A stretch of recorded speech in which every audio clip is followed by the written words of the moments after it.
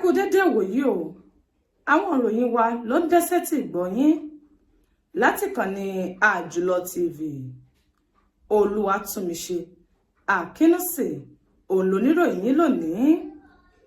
Ṣáájú ẹgbẹ́ àwọn kókó tó wà nínú ìròyìn náà.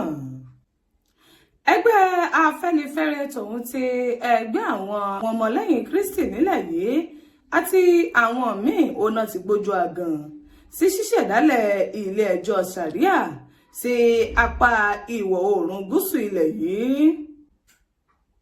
Sowore ti wà ní àhámọ́ àwọn ọlọ́pàá lẹ́yìn ìgbà tí ó kọ̀ láti tẹ́wọ́ gba gbogbo àwọn àbálẹ̀ tí wọ́n kó sí iwájú rẹ̀. Olórin ẹ̀mí nì lẹ́yìn tí wọ́n fi ẹ̀sùn kàn pé ó pa àfẹ́sọ́nà rẹ̀, ó ní ilé ẹjọ́ ti sọ sí ilé ìbánitúnú ayé ẹni rọ̀ lè tó wà ní láfíà. Olórin Takasufe Nìtú Bàbá kéde ìpínyà láàrin òun àti ìyàwó rẹ̀ lẹ́yìn tí wọ́n ti jọ wà pọ̀ fún ọdún 12. Ìròyìn náà rèé lẹ́kùnrẹ́rẹ́. Ẹgbẹ́ Afẹ́nifẹ́re tóun ti ẹgbẹ́ àwọn ọmọlẹ́yìn Kristi kan ó ní wọ́n ti gbójú àgàn sí bí àwọn olórí ẹlẹ́sìn Islam bí wọ́n ti ń gbèrò àti ṣẹ̀dálẹ̀ ilé ẹjọ́ Sharia sí ìwọ̀ oòrùn gúúsù ilẹ̀ yìí,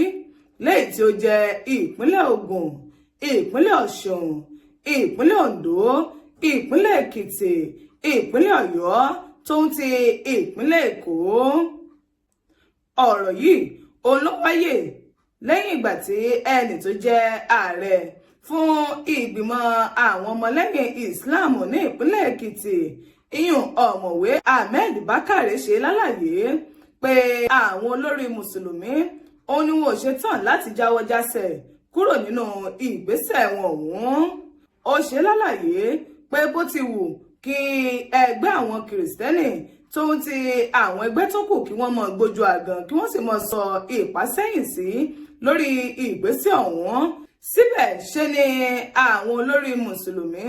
ni wọ́n mú àlá rere ọ̀hún wá sí ìmúṣẹ nípa dídá ilé ẹjọ́ Sharia sí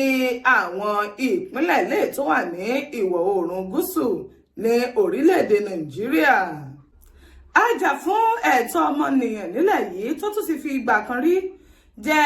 olùdíje sípò ààrẹ Ọmọyẹlé Sowore ló ti wà ní àhámọ́ àwọn ọlọ́pàá nílùú Àbújá lẹ́yìn ìgbà tí ó kọ̀ láti tọwọ́ bọ̀wé lórí gbogbo àwọn nǹkan lẹ́yìn tí iléeṣẹ́ ọlọ́pàá ọ̀hún tí wọ́n ń gbèrò pé kó ṣe. Sowore lẹ́yìn tí wọ́n gbé lọ nínú ọkọ̀ àwọn ọlọ́pàá ní nǹkan bíi aago 5 kọjá ìṣẹ́jú mélòó kan nírọ̀lẹ́ ọjọ́ Ajé, ó ní ó ṣe lálàyé pé òun ò ṣetán láti kọwọ́ bọ ìwékíwèé lẹ́yìn tí iléeṣẹ́ ọlọ́pàá tí wọ́n gbé kalẹ̀. Sowore tẹ̀síwájú ṣàlàyé rẹ̀ pé àwọn ìwé lẹ́yìn tí iléeṣẹ́ ọlọ́pàá tí wọ́n gbé kalẹ̀ lójúnà kóun lè ti ọwọ́ bọ̀, ó ní ó jẹ́ àwọn nǹkan lẹ́yìn tí kò fi ìdí múlẹ̀. Ó ṣe àpẹẹrẹ rẹ̀ pé ọ̀kan lára rẹ̀ ó ní bí iléeṣẹ́ ọlọ́pàá nílùú Àbújá bí wọ́n ti fi ẹ̀sùn kan òun pé òun hùwà kò tọ́, tó sì jẹ́ pé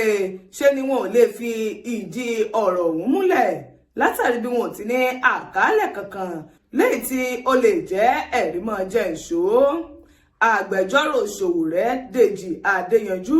náà ni òun náà tún fi ọ̀rọ̀ léde pé iléeṣẹ́ ọlọ́pàá ọ̀hún ni wọ́n ń gbèrò kí Sowore kí ó pèsè onídùúró lẹ́yìn tí yóò jẹ́ òṣìṣẹ́ ìjọba onípele 17 tóun ti jíjọ̀wọ́ ìwé ìrìnnà lọ sí òkè òkun rẹ̀, tó sì jẹ́ pé ṣe ni Sowore kọ̀ láti kó àwọn nǹkan yìí láti kó sí iwájú iléeṣẹ́ ọlọ́pàá. Ìròyìn wa sọ ọ́ di mímọ̀ pé látàrí gbogbo àwọn nǹkan wọ̀nyí ó ní ó fà á tí Sowore tó sì fi wà ní àhámọ́ iléeṣẹ́ ọlọ́pàá nílùú Àbújá. Lákòókò tí a fi ń kóròyìn yìí jọ, ẹni tó jẹ́ alukoro fún iléeṣẹ́ ọlọ́pàá ní ìlú Àbújá Múyìwá Adéjọbí ni kò tí ì wí nǹkan kan lórí bí wọ́n ti gba bẹ́ẹ̀lì Sowore. Ilé-ẹjọ́ gíga tó wà ní ìpínlẹ̀ Nasarawa ti sọ ọmọkùnrin olórin ẹ̀mí nì Tìmílẹ́yìn Àjàyí sí iléeṣẹ́ ìbánitúrò ayé ẹni rọ̀ lẹ́yìn tó wà nílùú Láfíà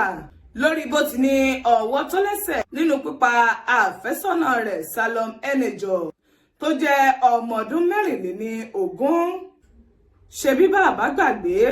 pé olórin ẹ̀mí nì ó ní ọwọ́ àwọn ọlọ́pàá tẹ̀ ní ìpínlẹ̀ Nasarawa níbi tí ó ti kó ẹ̀yà àfẹ́sọ́nà rẹ̀ tí ó ti kó dání sínú àpò saka kan. Adájọ́ lẹ́yìn tí ó gbé ìdájọ́ ọ̀hún nalẹ̀, adájọ́ Simon Aboki ni ó ṣe bẹ́ẹ̀ tí ó wá gbé ìdájọ́ náà nalẹ̀ níbi ó ti ní kí wọ́n lọ sọ sí àhámọ́ iléeṣẹ́ ìbánitúrò ayé ẹni rọ̀ tó wà ní ìlú Láfíà náà kó tó di pé wọ́n padà mọ odò lẹ́yìn tí wọ́n da Ọ̀rúnlá rẹ̀ sí. Tó sì sún ìgbẹ́jọ́ rẹ̀ sí ọjọ́ 17 nínú oṣù kẹta ọdún tá a wà yìí.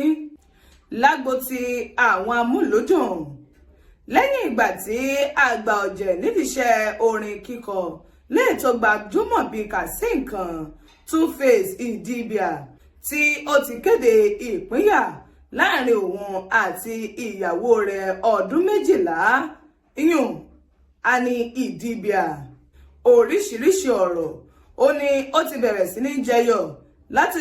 ẹnu àwọn tí wọ́n ṣe bẹ́ẹ̀ tí wọ́n jẹ́ onídùúró lẹ́yìn tí wọ́n gbárùkù ti Annie Idibia tí ó sì ti ń fa yánpọnyánrin káàkiri orí òpó ayélujára. Ṣebí ní ọjọ́ ìsinmi ọ̀sẹ̀ tá a wà yìí ó ní Two-Face Idibia ló gba orí òpó ayélujára Instagram rẹ̀ lọ níbi tí ó ti ń fi ọ̀rọ̀ ìpínyà ọ̀hún tó ti fi ránṣẹ́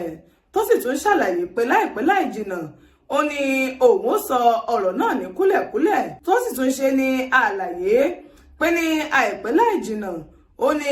òun ó sọ̀rọ̀ náà kúlẹ̀kúlẹ̀ bí kò ṣe pa tí ọ̀bẹ sì ṣe bẹ́ẹ̀. Ìròyìn wá sọ di mímọ̀ báyìí pé Two-Face Idibia náà ló ti gba orí òpó ayélujára Instagram rẹ̀ lọ níbi tí ó ti lọ pa gbogbo àwọn ọ̀rọ̀ lẹ́yìn tí ó sọ nípa ti ìpínyà ọ̀hún tó ti lọ parẹ́ láìkù ẹyọ kan tó fi mọ́ fọ́nrán kékeré lẹ́yìn tí ó ṣe mọ́ ọ̀rọ̀ ìpínyà ọ̀hún. Àwọn ìròyìn wa kò ní jù báyìí lọ níkànnì Àjùlọ TV. Olúwatúnmiṣe Àkínúsì ló ka ìròyìn yìí sétí ìgbọ̀nyín o títí ìgbà tí èmi àti yín tààtùmọ̀ pàdé ire ayọ̀ ò láfi pàdé o ó dìgbà.